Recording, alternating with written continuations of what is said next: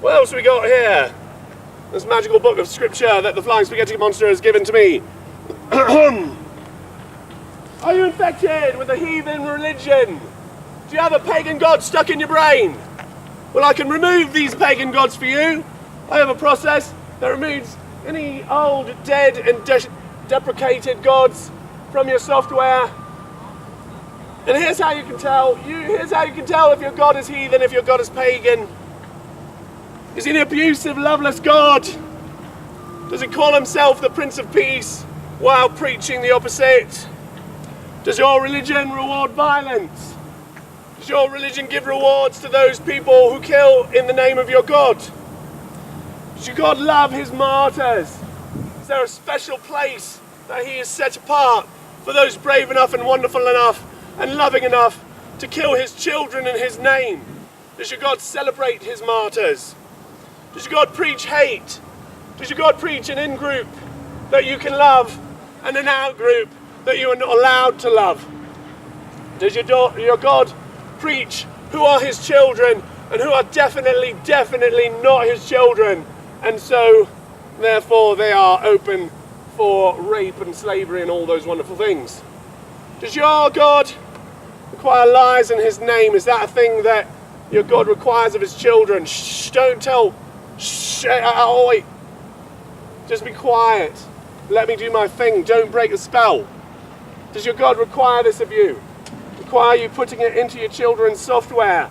Downloading the entire thing onto their hardware before they have a choice, before they have the option of deciding for themselves? Must you call your children by your God's name? Must they take them names upon them before they can even take their own names upon themselves? That is one of the ways that you can tell if your God is a heathen God. For the flying spaghetti monster is not heathen.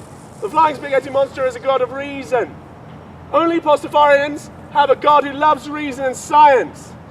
Only the Pastafarians have a God, oh great flying spaghetti monster, who is brave enough to embrace science. He has not rejected it because it disproves him. No, my God embraces it because it proves his reality. That the flying spaghetti monster is the true and living God of this earth. That he is who we should call omnipotent. That he is worthy of our worship because he is not a murderer. Because he's not a liar. Because he does not believe in genocide in his name. Flying spaghetti monster is worthy of your ineffable, pagan, heathen God. I do have some poems here. Take the mood down a little bit. This is a poem by the great American prophet Cyndi Lauper. You with the sad eyes, don't be discouraged. Oh, I realize it's hard to take courage in a world full of people. You can lose sight of it all, and the darkness inside you can make you feel so small. But I can see your true colors shining through. I see your true colors, and that's why I love you. So don't be afraid to let them show, because true colors are beautiful, like a rainbow. Show me a smile again. Don't be unhappy. I can't remember when I last saw you laughing. If this world makes you crazy and you've taken all you can bear, then call me up, because you know I'll be there. And I'll see your true colors shining through. Your true colors. That's why I love you. Do not be afraid to let them show. Because true colors are beautiful. Like a rainbow. Cyndi Lauper, ladies and gentlemen, the great American poet. Prophet and poet. Just reading through my notes here. This is the time that I am open to questions. If anyone has any questions about the reality of the flying spaghetti monster and how they can do more for his benevolence.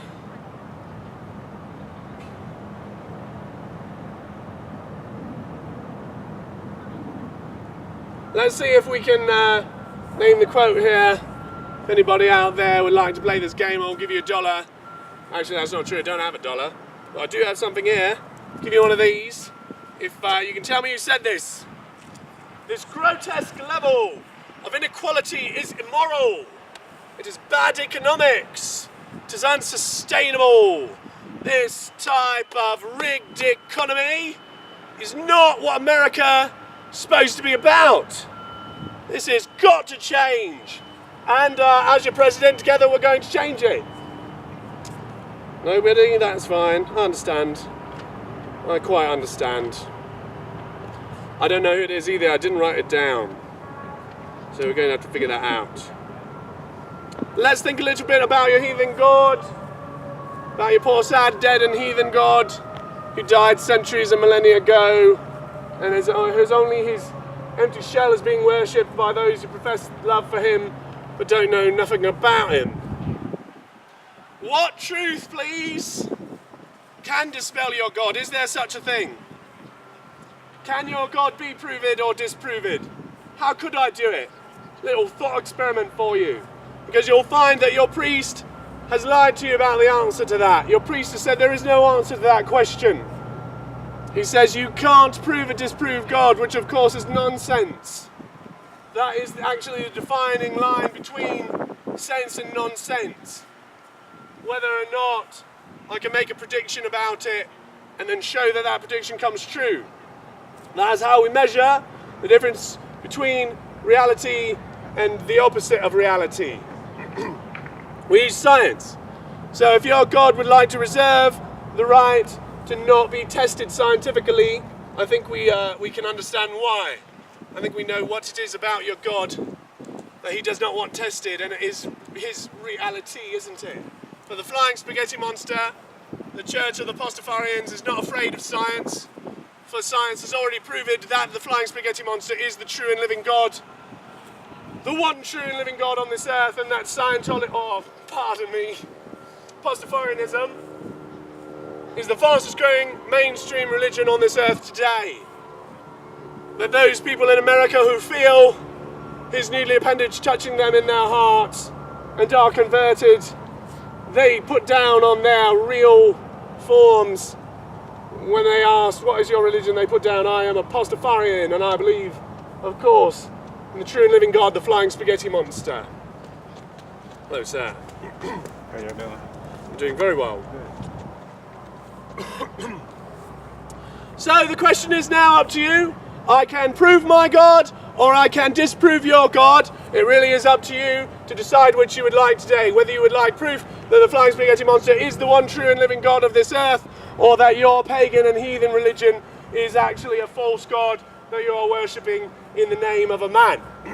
Probably your priest, maybe your parents, but definitely not God, the eternal Father. Here's a couple ways you can tell. Of course, this is not how you can prove it. Proving it takes a 4-hour course, of course, guided by me, the one true and living prophet of this place right here and now. So, again to that thought experiment. What can dispel your God? Is it blasphemy if you see your God blaspheming? Would that kind of clue you in that your God is kind of imaginary? If you saw your God lying to his children, then would you stop trusting him? What about stealing? What if your God stole what was not his? Would that make you rethink his omniscience, his benevolence? What if I could prove to you in vision that your God is dead? What if my God would show you in vision the body of your dead and desiccated and corrupted God? Would that show it to you?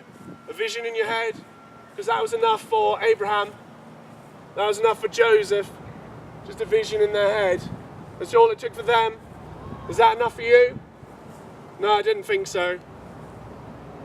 Because we don't really believe in God anymore, do we? We just believe in what our parents taught us. Well, that's not the case anymore, for God has spoken again. The flying spaghetti monster has talked to his children again. He stopped a long time ago because he was really, really drunk and he needed to sleep it off. But now he is speaking again, and the flying spaghetti monster will talk to you. He will reach down with his warm and saucy and noodly appendage, and he will come upon you at night while you are alone and vulnerable, and he will say to you, you are my son or daughter, however the case may be. And you will say, that is true, my flying spaghetti monster. And, then we'll come and talk about it, and that's what church is all about. Reinforcing each other's beliefs in a really nice kind of echo chamber, which I've got here between these two lovely buildings here. Thank you, ma'am.